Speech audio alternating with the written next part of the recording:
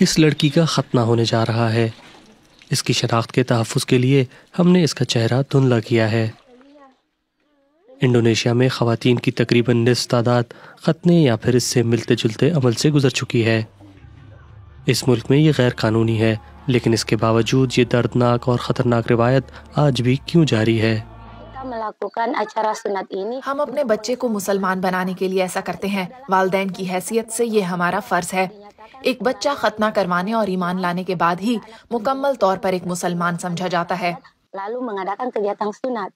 یہاں ختنہ کرنے والے شخص کو سانرو کہا جاتا ہے۔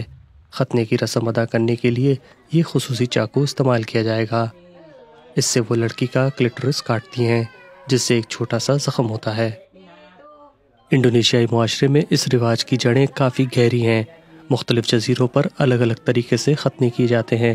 سولاویسی جزیرے کے ایک دور دراز علاقے میں ختنے کا طریقہ بہت خطرناک ہے۔ یہاں مرغے کا خون استعمال کیا جاتا ہے، جس سے وائرل اور بیکٹیریل انفیکشن کا خطرہ پیدا ہوتا ہے۔ میں نے تقریباً 1000 لوگوں کے ختنے کیے ہیں۔ اگر لڑکی کا ختنہ نہ کیا جائے تو وہ شرارتی ہو جائے گی۔ ہم مرغے کی کلغی کاٹتے ہیں اور اس کا خون روئی میں جمع کرتے ہیں۔ اس خون کو پھر اس چاقو پر لگایا جاتا ہے جو بچی کا جنسی عضو کاٹنے کے لیے استعمال ہوتا ہے۔ صدیوں سے انڈونیشیا میں اس رواج کو مذہب کے ساتھ منسلک کیا جاتا رہا ہے، حالانکہ ایسے کوئی ٹھوس شواہد نہیں ہیں۔ جکارتا میں آج بھی ایسے کئی کلینک موجود ہیں جو خود کو بلیڈ یا سوئی سے کلیٹورل ہوڈ کاٹنے کا ماہر بتاتے ہیں۔ حکومت اس پر پابندی لگا سکتی ہے، لیکن اگر کوئی خاندان نام نہاد مذہبی اصولوں پر عمل کرنا چاہتا ہے تو ہم انہیں کیسے روک سکتے ہیں؟ اگر کوئی اپنی بیٹی کے ختنے کرانا چاہتا ہے تو ہم کریں گے۔ یہ ان کا مذہبی عقیدہ اور ان کا حق ہے۔ فیمیل جینیٹل میوٹیلیشن پر انڈونیشیا میں پابندی تو ہے، لیکن اس کو انجام دینے والوں کو کسی بھی قسم کی قانونی چارہ جوئی کا سامنا نہیں کرنا پڑتا۔ خواتین کا ختنہ کرنے کے عمل کو جاری رکھنے کے سب سے مضبوط حامیوں میں سے ایک انڈونیشین علماء کونسل ہے۔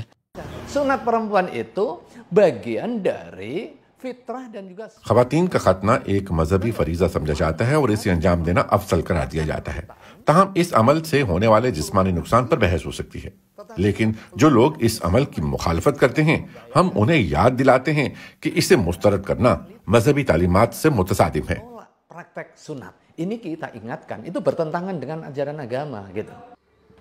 انڈونیشیا کی مڈ وائف ایسوسی ایشن اس نظریے کی سخت مخالفت کرتی ہے۔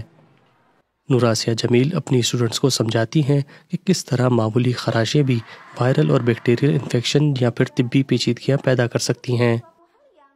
جن کا ختنہ ہوا ہے وہ ہاتھ اٹھائیں۔ نوراسیہ جمیل کا بھی 6 سال کی عمر میں ختنہ کیا گیا تھا۔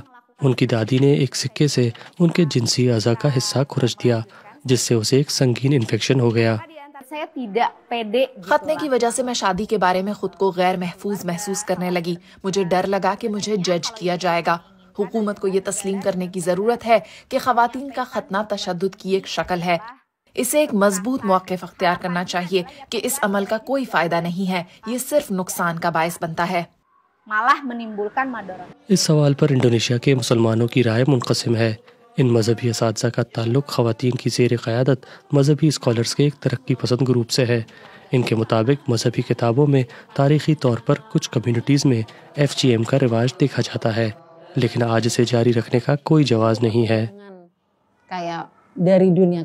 سائنسی اور میڈیکل ریسرچ کو نظر انداز نہیں کیا جا سکتا۔ قرآن میں عورتوں کے ختنے کا کوئی ذکر نہیں ہے۔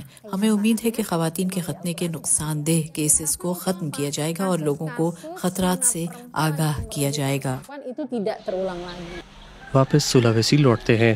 سانرو ختنہ کر چکی ہیں اور اب اس لڑکی کو اپنا زخم بھر جانے کا انتظار کرنا ہوگا، لیکن کچھ مقامات ایسے بھی ہیں جہاں تبدیلی کے آثار نمایاں ہیں، جیسے آچے صوبے میں۔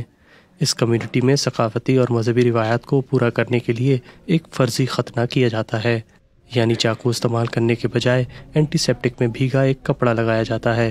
اس سے نہ تو کوئی چوٹ لگتی ہے اور نہ ہی کوئی انفیکشن کا خطرہ ہوتا ہے۔ سولاویسی میں ختنے کرانے والی بچی کو نئے اسکیٹس دیے گئے ہیں تاکہ اس کا من بہل سکے۔